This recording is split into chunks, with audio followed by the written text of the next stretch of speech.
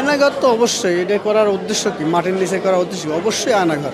আমরা তো মনে করতেছি যে কেউ মানুষ টানুষের লাশ টাশ গুম করে রাখছে কিনা। হার তো দেখলাম, এখন কবেকার হার, কতদিনে কবে কবে খুন হয়েছে, কবে গুম হয়েছে, কার মার বুক খালি করছে, এটা তো আমাদের জানা নাই।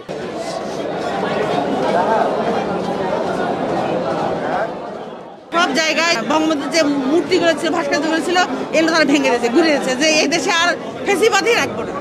হ্যাঁ, এক কথায় আমি যেটা মনে করি বঙ্গবন্ধু খুব ভালো ছিল, কিন্তু আসলে তার মেয়ের কারণে তার সুনামটা যে অক্ষরে নষ্ট হয়ে গেছে। এখানে এসে মাত্র আসলাম, তো এসে দেখতে পারলাম যে আয়না যেটা আমরা ছবিতে দেখছি, খবরে দেখেছি, সেটা আসে এখানে দেখতে পারলাম যে হ্যাঁ কাজ করতেছে, যে লোকগুলো যেভাবে কাজ করছে ওগুলো আমরা বাস্তবে দেখেছি, মানে ছবি দেখেছি, বাস্তবে সেটা দেখতে পারলাম। আসলে এটা মনে করে দেখার জন্য আসছি যে আয়নাঘর, আসলে আয়নাঘর এখানে মানুষকে, যেহেতু এটা মানে এই ভবনগুলো ভাঙার পরে তো এই আয়নাঘরটা তারা উদ্ধারণ করেছে। আমি তো এসে দেখছি যে আয়নাঘর থাকতে পারে, এটা খুব অন্যায় করছে, খুব জঘন্য প্রকার অন্যায় করছে। আমার বাড়ি ওই এলাকায়, টুঙ্গিপাড়া এলাকায়, টুঙ্গিপাড়ায়। হ্যাঁ, জঘন্য অপরাধ করছে। হ্যাঁ, আরও ষড়যন্ত্র করার জন্য এইসব করছে, যে আরও মানুষ এখানে মারবে, আরও মানুষ ক্ষতি করবে, এর ভিতরে সেই জন্য এগুলো করা হয়েছে। আয়নাঘর তো অবশ্যই, এটা করার উদ্দেশ্য কি? মাটির নিচে করার উদ্দেশ্য কি? অবশ্যই আয়নাঘর। ভয় ভীতি তো এখন আল্লাহর রহমতে কেটে গেছে।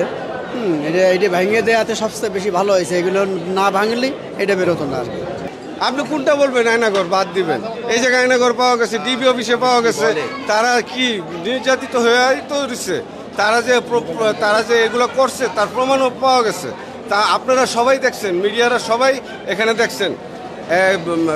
আয়নাঘর যে সে কত নিচ পর্যন্ত গভীরতা নিয়ে সে করছে, এগুলো পাওয়া গেছে। তা এখানে হার পাওয়া গেছে, হার তো দেখলাম। এখন কবেকার হার, কতদিনে কবে খুন হয়েছে, কবে গুম হয়েছে, কার মার বুক খালি করছে, এটা তো আমাদের জানা নাই।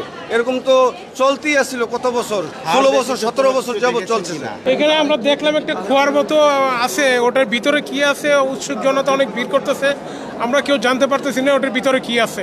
আমরা তো মনে করতেছি যে কেউ মানুষ টানুষের লাশ টাশ গুম করে রাখছে কিনা সেটার বিষয়ে আমরা জানতে চাইতেছি, কিন্তু এটার ভিতরে কি আছে আমরা এখনো কিছু জানতে পারতেছি না।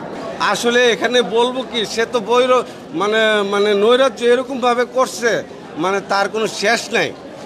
এখন তার বিচার হওয়া উচিত, তার বিচার হওয়া উচিত এইটাই যে সে যে গুম খুম হত্যা নৈরাজ্য টাকা লুটপাট যা কিছু করছে অবৈধ, হ্যাঁ, দেশের মানুষের অমঙ্গল করছে, দেশের মানুষের ক্ষতি করছে, মানুষকে গুম করে রাতের আধারে আইনা মাইরা ফেলানো হয়েছে, এগুলার বিচার হওয়া উচিত। এই ধরনের কাজ ভবিষ্যতে যেন না হয়, তার জন্য তার বিচার এই দেশের মাটিতে তার হওয়া দরকার। সে একজন খুনি, তার খুনের কি বিচার হওয়া দরকার? তার ফাঁসি হওয়া দরকার। এটাই হচ্ছে আমার শেষ কথা।